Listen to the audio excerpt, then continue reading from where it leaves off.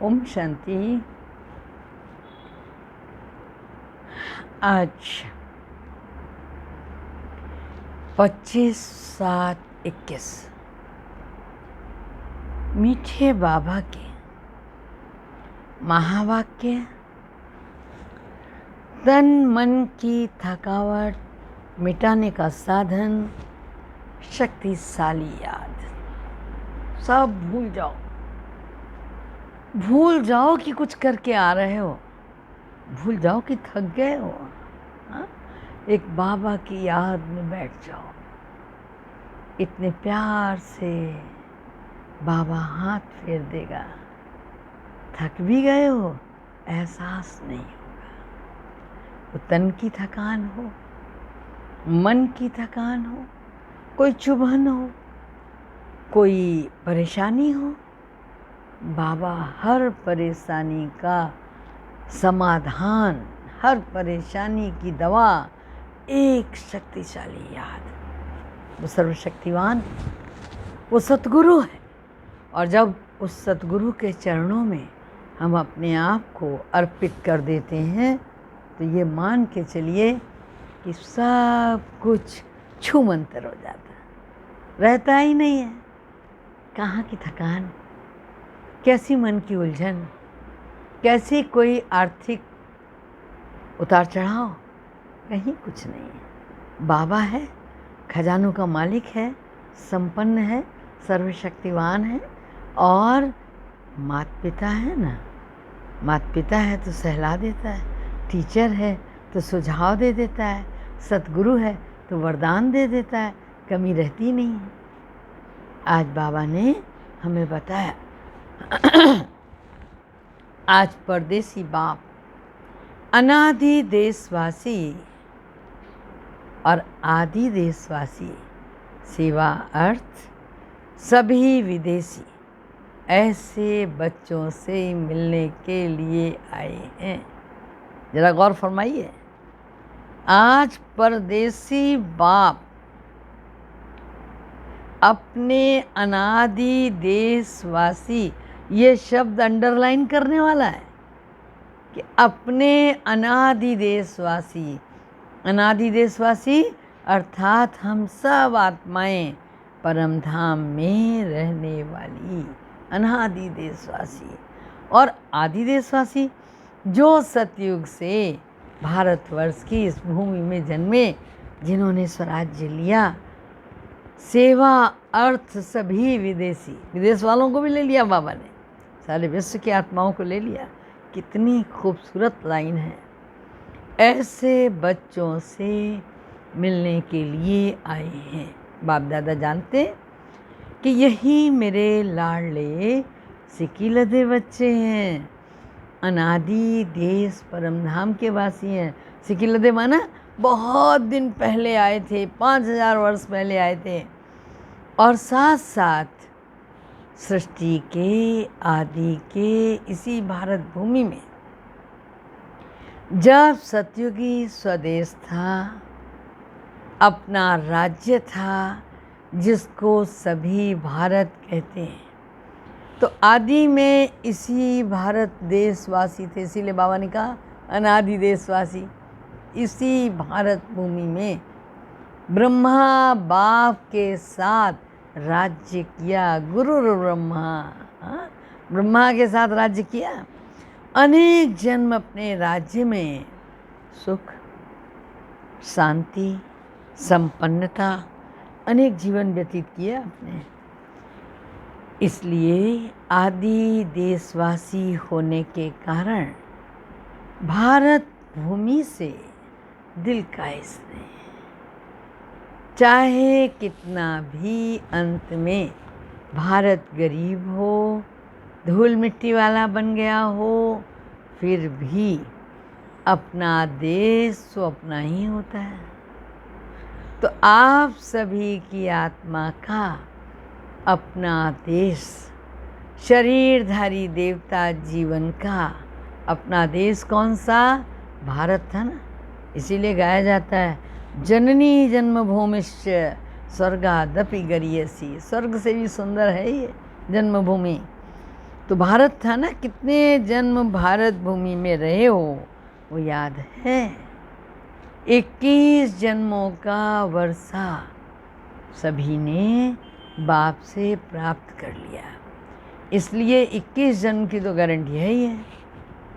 बाद में भी हर एक आत्मा के कई जन्म भारत भूमि में ही हुए, क्योंकि जो ब्रह्मा बाप के समीप आत्माएं हैं, समान बनने वाली आत्माएं हैं, वो ब्रह्मा बाप के साथ साथ आप ही पूज्य, आप ही पुजारी का पार्ट भी साथ में बजाते हैं। समझा? माना पूरा 84 जन्म। द्वापर युग के पहले भक्त आत्माएं ब्राह्मण आत्माएं बनती। आदि स्वर्ग में इसी देश के वासी थे। अनेक बार भारत भूमि के देशवासी हो, इसलिए ब्राह्मणों के अलौकिक संसार किससे बहुत प्यार है? मधुबन से अति प्यार है। ये मधुबन ब्राह्मणों का छोटा सा संसार है। तो यह संसार बहुत अच्छा लगता है ना। यहाँ से जाने की दिल नहीं होती। होती है दिल? जो भी कोई मधुबन जाता है तो उसकी दिल होती है। अगर अभी अभी ऑर्डर कर लें मधुबन निवासी बन जाओ तो क्या होगा? खुश होंगे ना। वह ये संकल्प आएगा, सेवा कौन करेगा? अभी गवर्नमेंट जॉब है, जाना तो पड़ेगा ना, जाना ही चाहिए। बाप दादा कहे बैठ जाओ। हाँ, फिर भी टीचर्स बहनों को सेवा याद आएगी क्या? सेवा कराने वाला कौन? अरे करन करावन हार करा रहा है तू, नहीं और नहीं और सही। उसको जिससे करानी है करा लेगा, क्यों परेशान हो? हाँ, सेवा के लिए तो जाना ही चाहिए। बाप दादा कहे बैठ जाओ, फिर भी सेवा याद आएगी। सेवा कराने वाला कौन है? जो बाप का डायरेक्शन हो, श्रीमत हो, उसी रूप में पालन करना, इसको कहते हैं सच्चा आज्ञाकारी बच्चा। बाप दादा जानते हैं मधुबन में बिठाना है वह सेवा पर भेजना है। ब्राह्मण बच्चों को हर बात में एवर रेडी रहना है। अभी अभी जो डायरेक्शन मिले उसमें एवर रेडी रहना। संकल्प मात्र भी क्या नहीं होना चाहिए? मनमत मिक्स ना हो। इसको कहते हैं श्रीमत पर चलने वाली श्रेष्ठ आत्मा। ये तो जानते हो ना कि सेवा का जिम्मेदार कौन? बाप दादा। मनोरमा बहन थोड़ी है, बाप दादा जिम्मेवार है। वह आप हो। हाँ, ये जिम्मेवारी से तो आप हल्के हो ना। कई बार आदमी सोच लेता है सारा पहाड़ मेरे सर पे है। वो टिटीरी वाली कहानी सुनी है ना कि समुद्र के किनारे वो पैर ऊपर करके सोती है। क्यों? बोला अरे ये गिरा ना तो मैं थाम लूँगी। तो क्या समुद्र उसके, बादल उसके सहारे रुका हुआ है, आकाश उसके सहारे रुका हुआ है।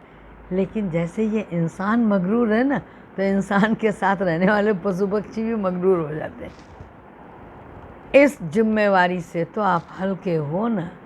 संसार की जिम्मेवारी उस संसार के पालनहार की है। जिम्मेवारी का थोड़ा थोड़ा बोझा है। इतना बड़ा प्रोग्राम करना, ये करना बोझा तो नहीं समझते हो। करावनहार करा रहा है। करावनहार एक ही बाप है। किसी की भी बुद्धि को टच कर विश्व सेवा का कार्य कराते रहे हैं और कराते रहेंगे। सिर्फ निमित्त बच्चों को इसलिए बनाते हैं कि जो करेगा सो पाएगा, है ना। निमित्त एकाध को बना दिया जाता है। पाने वाले बच्चे हैं, बाप को पाना नहीं है। प्रारब्ध पाना या सेवा का फल अनुभव होना, ये तो आत्माओं का काम है। इसलिए निमित्त बच्चों को बनाते हैं। साकार रूप में भी सेवा कराने का कार्य देखा। और अभी अव्यक्त रूप में भी करावनहार बाप अव्यक्त ब्रह्मा द्वारा भी कैसे सेवा करा रहे हैं, ये देख रहे हो ना। हाँ, अव्यक्त सेवा की गति और ही तीव्र है। कराने वाला करा रहा है, आप कठपुतली के समान नाच रहे हो। यह सेवा भी एक खेल है। रियली देखने में आ रहा, मुझे तो बहुत प्रैक्टिकल दिखा रहा बाबा कि मैं कुछ भी नहीं हूँ। बाबा कहाँ से पकड़े हैं, कैसे घुमा रहा है। तो सेवा भी एक खेल है, कराने वाला करा रहा है और आप निमित्त बन एक का पदम गुणा प्रारब्ध बना रहे हो। बोझ किसके ऊपर है, कराने वाले पर या करने वाले पर। बाप तो जानते हैं ये भी बोझ नहीं है, आप बोझ कहते हो, तो बाप भी बोझ शब्द कह रहे हैं। बाप के लिए तो सब हुआ ही पड़ा है। सिर्फ जैसे लकीर खींची जाती है ना, लकीर खींचना बड़ी बात लगती है क्या, तो ऐसे बाप दादा सेवा कराते हैं। सेवा भी इतनी ही सहज है जैसे एक लकीर खींचना। रिपीट कर रहे हैं, निमित्त खेल कर रहे हो। क्या समझे। जब ये कैमरा सीधा करो ना, कल पहले वाला, तो क्या होता है कि सामने आ जाता है हर सीन। जैसे कि माया का विघ्न खेल है, तो सेवा में भी मेहनत नहीं है लेकिन खेल है। यह समझने से सेवा में सदा ही रिफ्रेशमेंट अनुभव करेंगे। जैसे कोई खेल किस लिए करते हो, थकने के लिए नहीं करते, रिफ्रेश होने के लिए खेल करते हो। चाहे कितना भी बड़ा कार्य हो, लेकिन ऐसा ही अनुभव करेंगे जैसे खेल करने से रिफ्रेश हो जाते हैं। चाहे कितना भी थकाने वाला खेल हो, वंडरफुल देखने में लगता है। डांस देखा होगा ना आपने, कोई खेल देखा हो या ना देखा हो, कितना तेज़ डांस करते हैं। राजस्थानियों का घूमर देखिए आप, या कोई और खेल देखिए, कोई और डांस देखिए कि कितनी फुर्ती से पूरी कहानी कथक में कह जाता है नृत्यकार। लेकिन पूछो थक गया क्या, तो कहीं नहीं लगता कि थक गया। अगली प्रस्तुति फिर उसी कलाकार की, फिर आ जाता है पसीना पोंछ के। वंडरफुल बात है ये। तो बाबा कह रहा है ये खेल जो है ना, लगता है थकाने वाले हैं लेकिन थकावट होती नहीं है। क्यों? क्योंकि अपनी दिल की रुचि से खेल किया जाता है। चाहे खेल में कितना ही हार्ड वर्क करना पड़े। फुटबॉल मैच देखा, कितना तेज़ दौड़ते हैं एक गेंद के पीछे, लेकिन मनोरंजन लगता है क्योंकि अपनी दिल से करते हैं, ड्यूटी समझ कर करते हैं। हाँ, कोई लौकिक कार्य का बोझ होता है क्या, मनोरंजन लगता है। हार्डवर्क होता है, अपनी दिल से करते हो। कोई लौकिक कार्य है, उसका बोझ कई बार लगता है, निर्वाह करना ही पड़ेगा, क्या करें, ड्यूटी है, जाना ही पड़ेगा, मेहनत लगती है उसमें। चाहे शारीरिक मेहनत, चाहे बौद्धिक मेहनत, मेहनत का काम है, लेकिन ड्यूटी समझ करने से थकावट अनुभव होती है, जैसे बोझ है, क्योंकि वो दिल से खुशी से नहीं करते। जो अपने मन में उमंग से खुशी से कार्य किया जाता है उसमें थकावट नहीं होती है, बोझ अनुभव नहीं होता। कहाँ कहाँ बच्चों के ऊपर सेवा के हिसाब से ज़्यादा कार्य भी आ जाता है, इसलिए कभी कभी थकावट फील होने लगती है। बाप दादा देखते हैं कई बच्चे अथक बन सेवा करने के उमंग उत्साह में भी रहते, फिर भी हिम्मत रखकर आगे बढ़ रहे हैं। यह देख बाप दादा हर्षित भी होते हैं। फिर भी सदा बुद्धि को हल्का जरूर रखो। कब हल्का होता है? जो बोझ उठाने वाला पड़ोस में होता है ना, वो साथ में निश्चिंत। तो ऐसे ही भगवान को साथ में रखो, निश्चिंत। बाप दादा बच्चों के सब प्लान, सारे प्रोग्राम वतन में बैठकर देखते रहते हैं। हर एक बच्चे की याद, हर एक बच्चे का सेवा का रिकॉर्ड बाप दादा के पास हर समय का रहता है। जैसे आपकी दुनिया में रिकॉर्ड रखने के कई साधन, बाप के पास साइंस के साधनों से भी रिफाइन साधन है। समझा? अपनी टीवी एक बार काम नहीं करेगी, अपना मोबाइल काम नहीं करेगा, अपना नेट काम नहीं करेगा। भगवान क्या हमेशा नेट आता है, पूछना कौन सी कंपनी का लगा है। हाँ, रिफाइन साधन है, स्वतः ही कार्य करते रहते हैं। जैसे साइंस के साधन जो भी कार्य करते हैं वो लाइट के आधार से करते हैं। सूक्ष्म वतन तो है ही लाइट का, साकार वतन की लाइट के साधन फिर भी प्रकृति के साधन हैं, लेकिन अव्यक्त वतन के साधन प्रकृति के नहीं हैं। और प्रकृति रूप बदलती है, कभी सतो है, कभी रजो है, कभी तमो है, परिवर्तन होती है ना। इस समय तो है ही तमो प्रधान, तमोगुणी प्रकृति, इसलिए यह साधन आज चलेंगे और कल नहीं चलेंगे। क्या करोगे तब?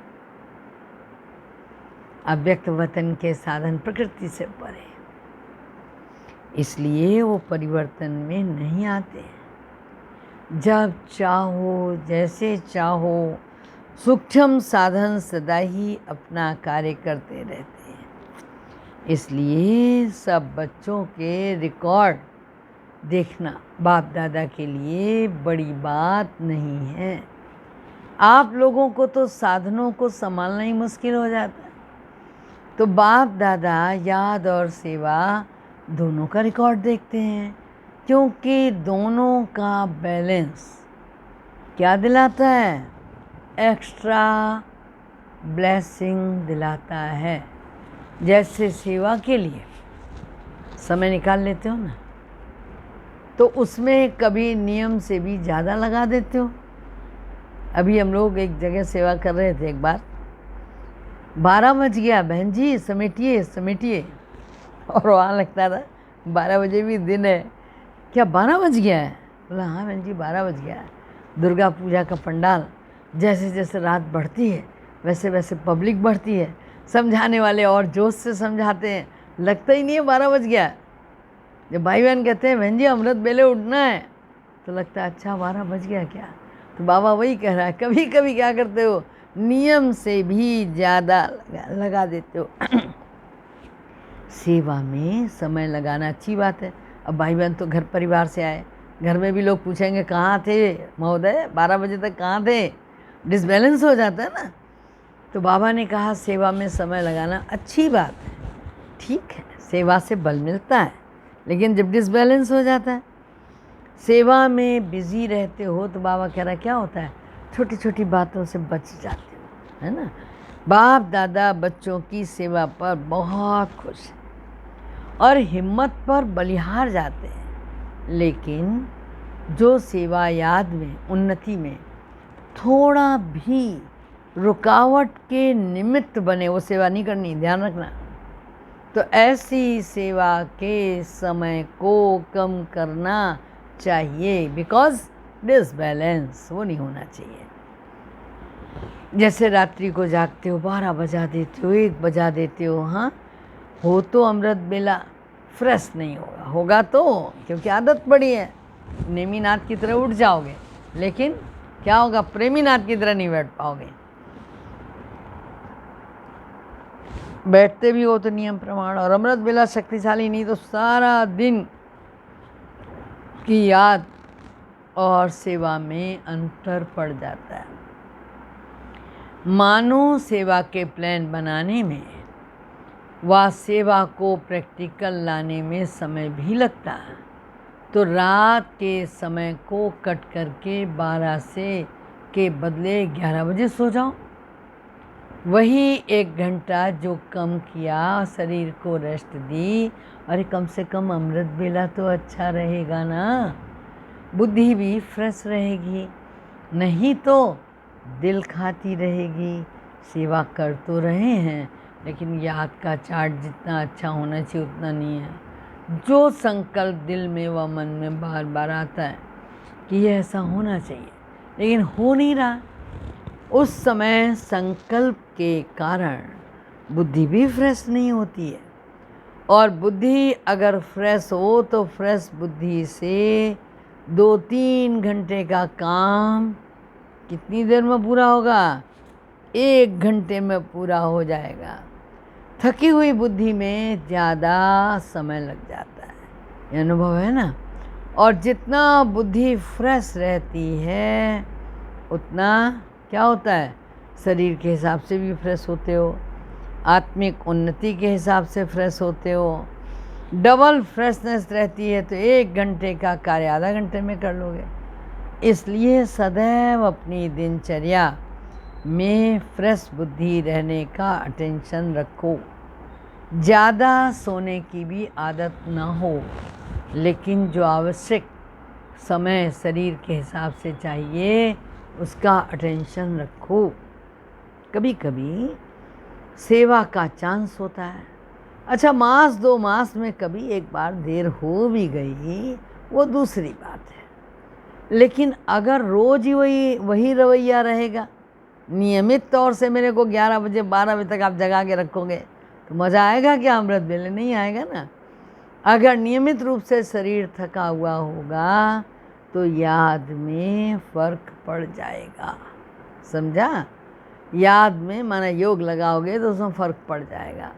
जैसे सेवा के प्रोग्राम करते हो ना, तो ये निकालते हो कि हमको 4 घंटे सेवा में करना ही करना है, ऐसे याद की सेवा का निश्चित समय निकालना है। इसको भी आवश्यक समझ इस विधि से अपना प्रोग्राम बनाओ, सुस्ती नहीं।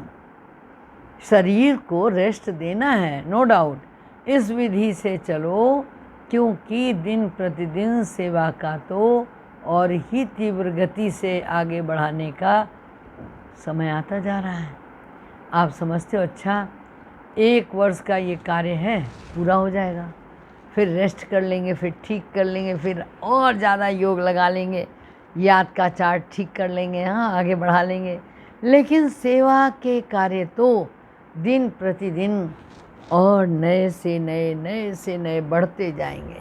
फिर क्या होगा? सदा बैलेंस रखो, अमृत वेले बहुत फ्रेश रहो, फिर वही काम सारे दिन में समय प्रमाण करो तो बाप की ब्लेसिंग भी एक्स्ट्रा मिलेगी और बुद्धि भी फ्रेश होने के कारण बहुत जल्दी सफलतापूर्वक कार्य कर सकेगी, समझा?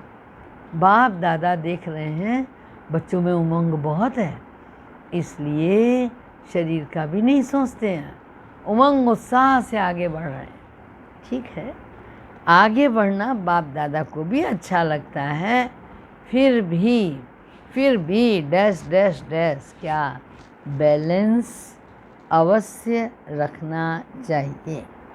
बल करते रहते हो, चलते रहते हो, लेकिन कभी कभी जैसे बहुत काम होता तो बहुत काम में एक तो बुद्धि की थकावट होने के कारण जितना चाहो उतना नहीं कर पाते, दूसरा बहुत काम होने के कारण थोड़ा सा किसी के द्वारा भी हलचल होगी तो थकावट के कारण चिड़चिड़ापन हो जाता, उसमें खुशी कम हो जाती है। वैसे अंदर में ठीक रहते हैं, सेवा का बल भी मिल रहा है, खुशी भी मिल रही है, शरीर तो पुराना है ही ना, इसलिए टू मच नहीं जाओ, हाँ बैलेंस रखो। याद के चार्ट पर क्या नहीं होना चाहिए? थकावट का असर नहीं होना चाहिए। जितना सेवा में बिज़ी रहते हो, भल कितना भी बिज़ी रहो, लेकिन थकावट मिटाने का विशेष साधन हर घंटे 2 घंटे, हाँ में 1 मिनट भी शक्तिशाली याद का अवश्य निकालो। जैसे कोई शरीर में कमज़ोर होता है तो शरीर को शक्ति देने के लिए डॉक्टर्स 2-2 घंटे बाद दवाई पीने को टाइम निकालना पड़ता है ना, दवाई तो पीनी है, तो बीच बीच में भी 1 मिनट हर घंटे में शक्तिशाली याद के लिए निकालो तो उसमें ABC सब विटामिन्स आ जाएंगे। सुनाया था ना, शक्तिशाली याद सदा क्यों नहीं रहती? जब हैं ही बाप के और बाप भी है ही आपका, सर्व संबंध भी है, दिल का स्नेह भी है, नॉलेजफुल भी हो, प्राप्ति के अनुभवी भी हो, फिर भी शक्तिशाली याद सदा क्यों नहीं रहती? उसका कारण क्या है? अपनी याद का लिंक नहीं रखते हो। लिंक टूटता है, इसलिए जोड़ने में समय लगता है, मेहनत भी लगती है। शक्तिशाली के बजाय कमज़ोर हो जाती है। विस्मृत तो हो नहीं सकते हो, ये तो संभव नहीं है। याद रहती है, लेकिन सदा रहे और शक्तिशाली रहे वो नहीं होता। बुद्धि से लिंक तो जुड़ा रहता है, लिंक टूटता नहीं है, लेकिन जोड़ने में समय लगता, मेहनत लगती है। शक्तिशाली के बजाय कमज़ोर हो जाते हो। विस्मृत नहीं होती है, लेकिन सदा रहे ऐसा नहीं। तो बाबा ने कहा हर समय बुद्धि में याद का लिंक जुटा रहे, उसकी विधि यही है। यह भी आवश्यक समझो, जैसे वो काम समझते हो कि बहुत आवश्यक है। ये प्लान पूरा हो जाए ना, उठता हूँ, इसीलिए समय भी देते हो, इसीलिए एनर्जी भी लगाते हो, वैसे ये है भी आवश्यक। इनका पीछा नहीं करो कि यह काम पहले पूरा कर लें फिर याद कर लेंगे, नहीं। इसका समय अपने प्रोग्राम के पहले ऐड कर दो। जैसे सेवा का प्लान करते हो ना, तो 2 घंटे का समय निकालते हो, साथ साथ ये भी बीच बीच में करना ऐड करते हो, तो जो 1 घंटे में प्लान बनाएंगे वो आधा घंटे में जाएगा। करके देखो, आप ही फ्रेशनेस से 2 बजे आँख खुलती है, वो दूसरी बात है, लेकिन कार्य के कारण जागना पड़ता है, तो इसका इफ़ेक्ट शरीर पर आता है। इसलिए बैलेंस के ऊपर सदा टेंशन रखो। बाप दादा तो बच्चों को इतना बिजी देख यही सोचते हैं इन्हों के माथे में मालिश होनी चाहिए, लेकिन ये समय निकालें तब ना। बाबा को कितना रहम पड़ता है। बाबा कह रहे हैं समय निकाल के वतन में आ जाओ, तो बाप दादा मालिश भी कर देंगे, वह भी अलौकिक होगी, वो चंपी वाली नहीं होगी, ऐसे लौकिक मालिश थोड़ी होगी, एकदम फ्रेश हो जाएंगे। 1 सेकंड भी शक्तिशाली याद की तन और मन दोनों को फ्रेश कर देती है। बाप के वतन में आ जाओ, जो संकल्प करेंगे वो पूरा हो जाएगा, चाहे शरीर की थकावट का हो, चाहे दिमाग की थकावट का हो। बाप तो आए ही हैं थकावट उतारने। आज डबल विदेशियों से पर्सनल रुझान कर रहे थे कि बहुत अच्छी सेवा की और करते ही रहना। सेवा बढ़ना यह ड्रामा अनुसार बना हुआ ही है।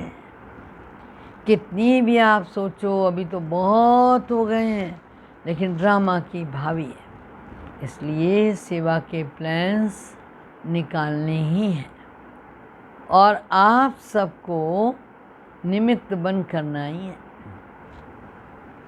यह भावी कोई बदल नहीं सकता। बाप चाहे 1 वर्ष सेवा से रेस्ट दे दे, एक बार बाबा ने दी थी सेवा से रेस्ट, बीच में तपस्या काल घोषित कर दिया था, नहीं बदल सकता। सेवा से फ्री हो बैठ सकेंगे। जैसे याद ब्राह्मण जीवन की खुराक है, ऐसे सेवा भी जीवन की खुराक है। बिना खुराक के कभी कोई बच्चा रोता रहता है क्या? रोने लग जाएगा। लेकिन बैलेंस ज़रूरी है, इतना भी ज़्यादा नहीं करो जो बुद्धि पर बोझ हो, और इतना भी नहीं करो जो अलबेले हो जाओ, मतलब बेला ठीक ना हो, न बोझ हो न अलबेलापन हो। इसको कहते हैं बैलेंस।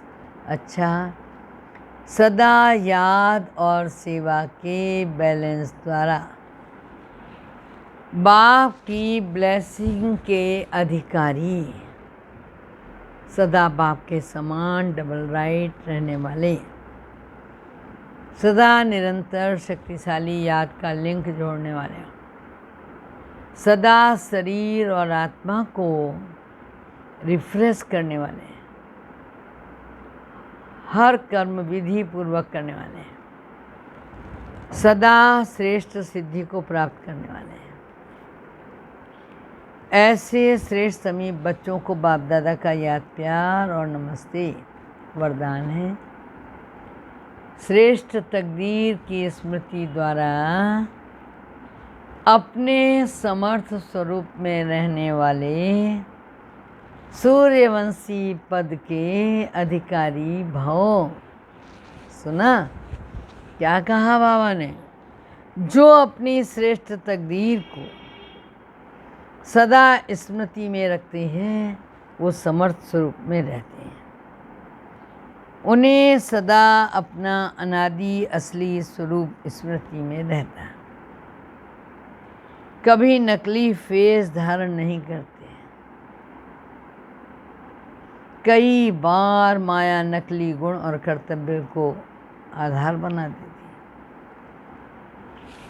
ऐसा संकल्प स्वरूप बना देती, किसको क्रोधी, किसको लोभी, किसको क्रोधी, अशांत बना देती।